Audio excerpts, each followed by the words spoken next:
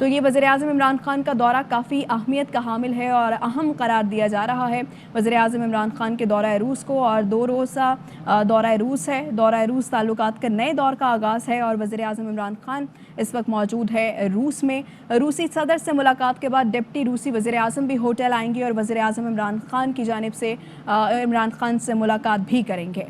اور اسی حوالے سے بات کریں گے دفاعی تجزیہ کار ماریہ سلطان اس وقت ہمارے ساتھ ہیں۔ ماریہ، کیا کہیے گا، آج کی جو ملاقات ہے ایک ایسے وقت میں ہو رہی ہے جب یوکرین پہ حملہ بھی کر دیا ہے اور تمام تر دنیا کی نظریں اس وقت روس پر ہیں، سینکشنز پابندیوں کی بات کی جا رہی ہے اور پاکستانی پرائم منسٹر وہاں پر موجود ہیں، 1 on 1 ملاقات ہو رہی ہے، کتنے دور رس نتائج نکلیں گے اس ملاقات کے؟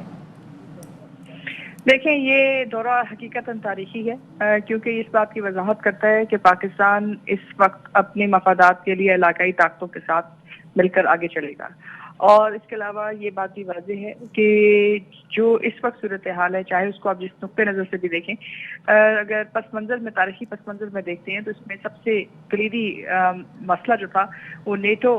روس فاؤنڈیشن ایکٹ تھا، جس کے تحت یہ بات واضح کی گئی تھی کہ نیٹو یوکرین کے اندر کبھی نہیں آئے گا، اور اس مت کی بنیاد کے اوپر مشرقی یورپ کے اندر جو ریاستیں ہیں ان کو آزاد کیا گیا تھا روس کی طرف سے۔ نیٹو کی طرف سے جو علاقائی دراندازی کی گئی کہ وہ یوکرین کو اس کا حصہ بنانا چاہتے تھے، اور اس کے ساتھ ساتھ یہ بات واضح کی گئی کہ یوکرین کو یورپ کا حصہ بنایا جائے گا۔ جو جواب یا رد عمل دیکھنے میں آیا روس کی طرف سے، وہ اس بات کی وضاحت کرتا ہے کہ اس وقت خطے کا طاقت کا توازن اور خطے کی جو مفادات ہیں وہ علاقائی تعاون کے ساتھ منسلک ہیں اور علاقائی معیشت کے ساتھ، اور اس وقت آپ شاید غیر علاقائی طاقتوں کی پریزنس کو برداشت کرنے کے لیے تیار نہیں۔ ٹھیک ہے، اور ماریہ، اب جس طریقے سے ہم نے دیکھا چائنا، کیونکہ چائنا کو اب یہ کہا جائے کہ وہ ایک بڑی پاور بن کے سامنے آیا ہے، اس کا بیان آنا کہ جو یوکرین میں ہوا ہے اس کی تمام تر ذمہ دار امریکہ ہے، چائنا کی جانب سے بڑا سٹیٹمنٹ آیا ہے، اور پھر وزیر اعظم عمران خان وہاں پر موجود ہیں، اس طریقے سے پہلے بھی ہم نے دیکھا کہ گفتگو ہوتی رہی ہے مختلف فورمز پر، تو کیا ہم یہ سمجھیں کہ یہ ایک نیا بلاک بننے جا رہا ہے؟ اس میں کوئی شک نہیں ہے، کیونکہ جیسے میں نے پہلے کہا کہ جو علاقائی مفادات ہیں اور علاقائی تعاون اس وقت کلیدی حیثیت رکھتا ہے اس خطے کے استحکام کے لیے، اور یہ ممکن نہیں ہے پاکستان کے لیے کہ پاکستان اپنے علاقائی تحفظات کے لیے غیر علاقائی طاقتوں کو کے اوپر انحصار کرے، اور اس کے علاوہ امریکہ نے اس وقت ہندوستان جو اپنے تعلقات ہیں ان کو واضح کر دیا، بتا دیا کہ مشرقی اور عسکری نوعیت کی جو تعلقات ہیں وہ ان کی ہندوستان کے ساتھ قائم ہو چکی ہیں۔ اب ایسی صورتحال میں، جیسے میں نے پہلے کہا، کیونکہ یہ معاہدہ جب 1990 میں جب روس کی ریاستیں بکھری تھی اس وقت یہ کیا گیا، اور اس کے بعد 2005 میں نیٹو رشیا جو فاؤنڈیشن ایکٹ ہے اس کے تحت یہ بات واضح تھی کہ نیٹو کبھی یوکرین نہیں آئے گا، اور ابھی بھی جو دیکھنے میں نظر آیا وہ یہی ہے کہ نیٹو کی جو افواج ہیں یا نیٹو کے جو افسران تھے وہ پہلے مشرقی یوکرین سے باہر نکلے ہیں، اور اس کے بعد اسٹیٹ ڈپارٹمنٹ کی طرف سے آپ کو ایک ٹویٹ آیا ہے کہ یوکرین کے لوگوں کی مدد نہیں آئی ہے، نہ ہی کوئی وہاں جنگ کے اثرات اس طرح نظر آئیں گے۔ ہاں، کشیدگی میں ضرور اضافہ ہوگا، یوکرین کی حکومت یا اس کی جو افواج ہیں وہ اس وقت کسی صورتحال میں کسی جگہ پہ نہیں کھڑی کہ وہ روس کی طاقت کا مقابلہ کر سکیں۔ ٹھیک ہے، ماریہ سلطان ہمارے ساتھ گفتگو کر رہی تھی، اور سابق سیکرٹری خارجہ اعزاز چودھری اس وقت ہمارے ساتھ ہیں، ان سے بات کریں گے۔ بہت شکریہ سر، کیا کہیے گا، اس وقت ہم دیکھیں تو یہ جو پاکستان اور روس کے درمیان ایک تاریخی ملاقات ہو رہی ہے، وزیر اعظم وہاں پر موجود ہے، صدر پیوٹن سے ان کی ملاقات ہو رہی ہے، اور پھر پاکستان یقیناً فیٹف میں ابھی تک گرے لسٹ میں ہے، اس حوالے سے حمایت بھی درکار ہے پاکستان کو، تو روس سے حمایت مانگی جائے گی، آپ کے خیال میں اس کے کیا اثرات نکل سکتے ہیں؟ دیکھیے، یہ جو دورہ ہے یہ خالصتاً دو طرفہ تناظر میں ہے۔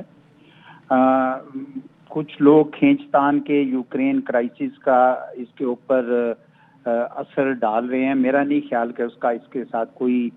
جوڑ بنتا ہے، نہ یہ اس کے اوپر کوئی اثر انداز ہوگا۔ بہت سالوں سے روس کی یہ خواہش تھی کہ پاکستان کے ساتھ تعلقات میں گرم جوشی لائیں، اور پاکستان کی بھی یہ خواہش رہی کہ روس کے ساتھ تعلقات میں بہتری لائی جائے۔ تو یہ کچھ میدانوں میں تو ہمیں کامیابی ہوئی ہے۔ عسکری میدان میں نے دیکھا کہ جوائنٹ ایکسرسائزز بھی ہوئی ہیں، دروجبا 2016 میں بھی ہوئی، اس کے بعد بھی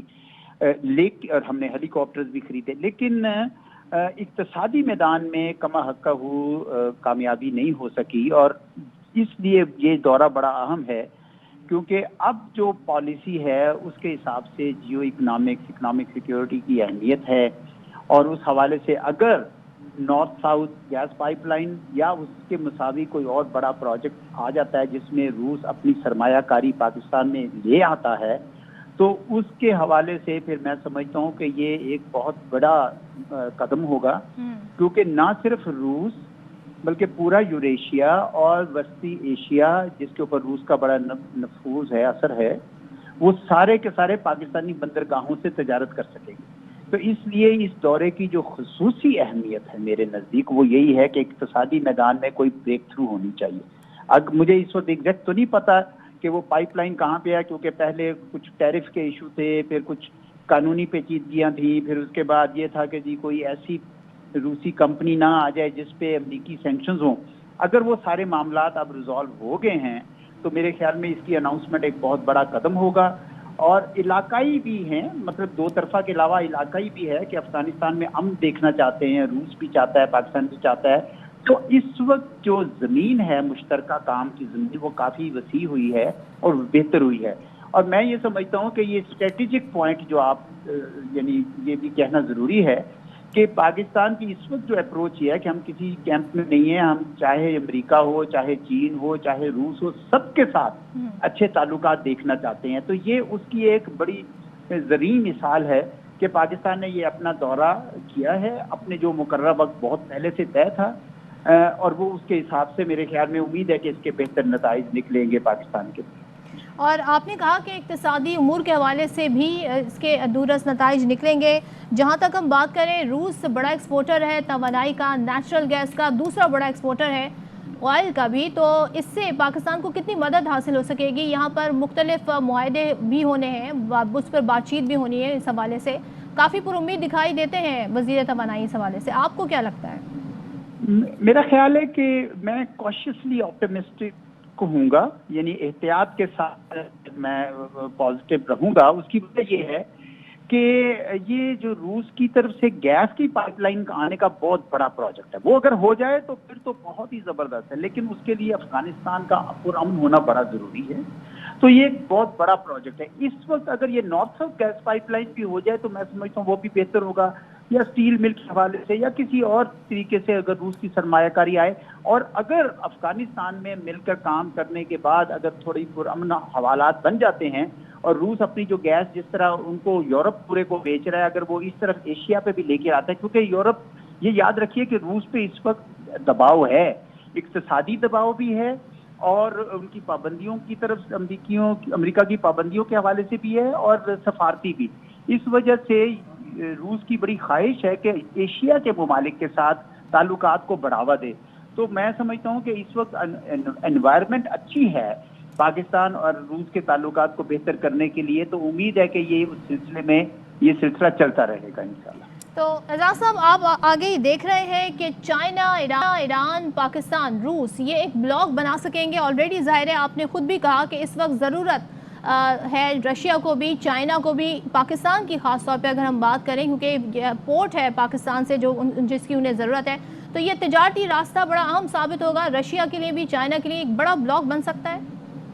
دیکھیں، تجارتی راستوں کی حد تک تو ٹھیک ہے، لیکن بلاک کے لیے میں نہیں کہتا۔ مجھے پتا ہے کہ کچھ لوگوں کا یہ بڑا ایک تھیسس ہے کہ جی ایران اور چائنا اور پاکستان اور ترکی اور روس ایک بن، میں نہیں سمجھتا۔ دیکھیں، ہم ایک بار کہہ رہے ہیں کہ جب ہم کیمپس میں داخل نہیں ہوں گے تو ہم اس طرح کے بلاکس کیوں بنائیں؟ پاکستان کو اس وقت دنیا، دیکھیں میں آپ کو مثالیں دیتا ہوں دو چار۔ اسرائیل کی امریکہ کے ساتھ کتنا اتحادیہ بڑا ہے، لیکن اس نے چین کے ساتھ اپنے تعلقات بڑے گہرے رکھے ہوئے ہیں۔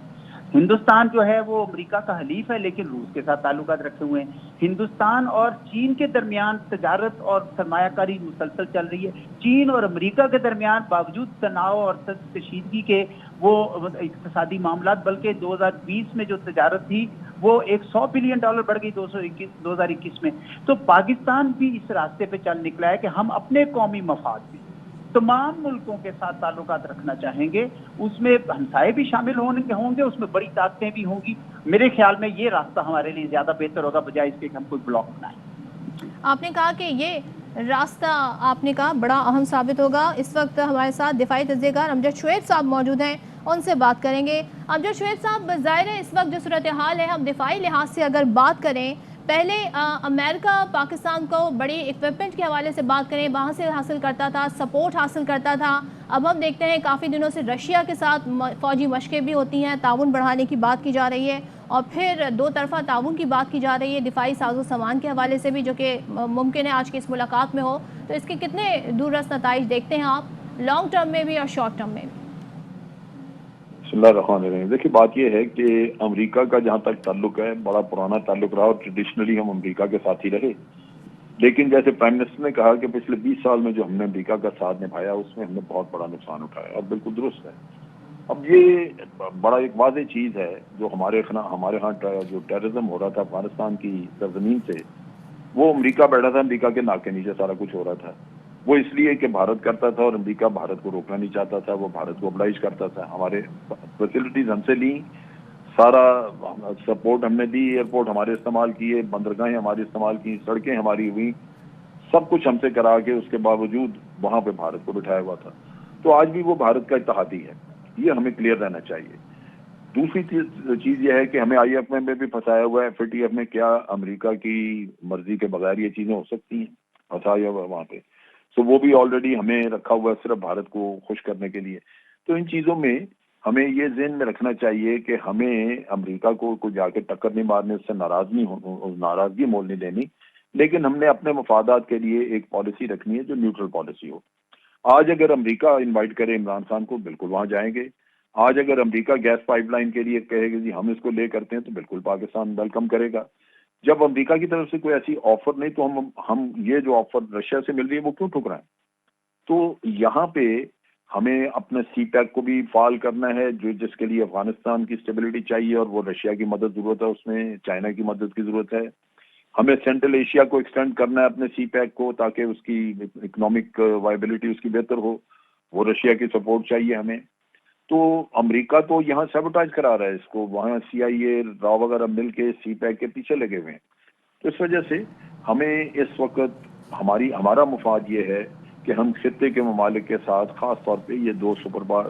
نیوکلیئر پاورز ہمارے موجود ہیں، رشیا اور چائنا، ہم اگنور کر ہی نہیں سکتے۔ لہذا امریکہ کو ہم یہی بتائیں گے کہ جناب ہم کسی جنگ کا حصہ نہیں ہیں، آپ بھی جو کچھ کرنا چاہتے ہیں آئیں، ہماری مدد کریں، اگر آپ سی پیک کا حصہ بننا چاہتے ہیں بنیں، اگر آپ ہمیں انوائٹ کرتے ہیں بالکل پرائم منسٹر جائیں گے، اگر آپ یہاں گیس پائپ لائن لگانا چاہتے ہیں ہم ویلکم کریں گے۔ لہذا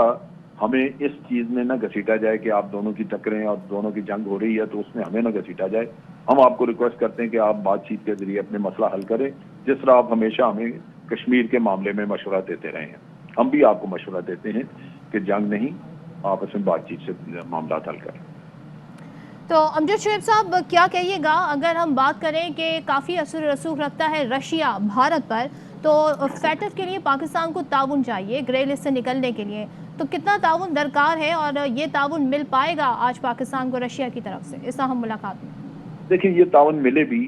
تو وہاں پرابلم یہ ہے کہ اگر وہاں پہ کوئی بھی ایک ملک آپ کے خلاف کھڑا ہو جائے، جبکہ آپ کو کم از کم میرا خیال ہے 5 ملکوں کی ضرورت ہے جو آپ کو سپورٹ کریں، تو وہ آپ وہاں سے نکل نہیں سکیں گے گرے لسٹ میں۔ تو مجھے نہیں لگتا کہ ہم گرے لسٹ سے باہر آ سکیں گے، ہمیں اس پہ بہت زیادہ میرا نہیں خیال کہ پریشان ہونے کی ضرورت ہے، اس وجہ سے کہ بھارت اور امریکہ کا اتفاق رائے ہے اس پہ اور وہ لگے ہوئے ہیں اس کام پہ، تو یہ چلے گی چیز۔ لہذا آپ دوسرے اور ایشوز پہ زیادہ توجہ دیں جہاں آپ کی اکانومی کو فائدہ پہنچ سکتا ہے سی پیک کے ذریعے، یہ شمالی علاقوں سے، یعنی شمال سے میری مراد یہ سینٹرل ایشین اسٹیٹ سے، تو وہ توجہ دینے کی ضرورت ہے۔ چائنا کے ساتھ تعلقات کو مضبوط کرنے کی ضرورت ہے، یہ ہمارے اس وقت کی پرائرٹیز ہیں۔ البتہ پرائم منسٹر کو میرا خیال ہے کہ امریکن وغیرہ کو جو انہوں نے کہا کہ جی ہم نے پرائم منسٹر کو اپنی پالیسی پہ رشیا کے بارے میں پالیسی سے آگاہ کر دیا ہے، اس کے لیے ہمیں سوچ سمجھ کے ایک جواب دینا چاہیے جس میں کہ ہماری اپنی پوزیشن بڑی واضح ہو اور امریکہ کے ساتھ تعلقات میں کوئی خرابی پیدا نہ ہو۔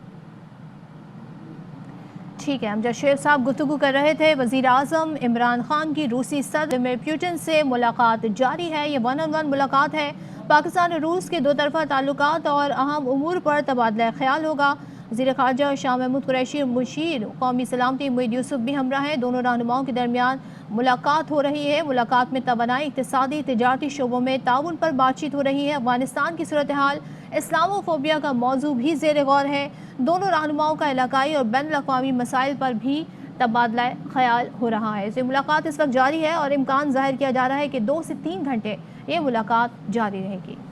अहम तरीन खबरें अब एक क्लिक की दूरी पर, हर लम्हा बाखबर रहने के लिए सब्सक्राइब करें हमारा YouTube चैनल। अपने मोबाइल फोन से मुल्की और बैनुल अक़वामी अहम खबरों तक रसाई के लिए डाउनलोड कीजिए मोबाइल ऐप। बामसूख जराए से मुसद्दिका खबरों, तज्जियों और तबसरों से मुस्तफीद होने के लिए विजिट कीजिए पाकिस्तान की सबसे बड़ी न्यूज वेबसाइट। ARY न्यूज पहुंचा रहा है खबरें सबसे पहले आप तक, ताकि आप रहें हर लम्हा बाखबर।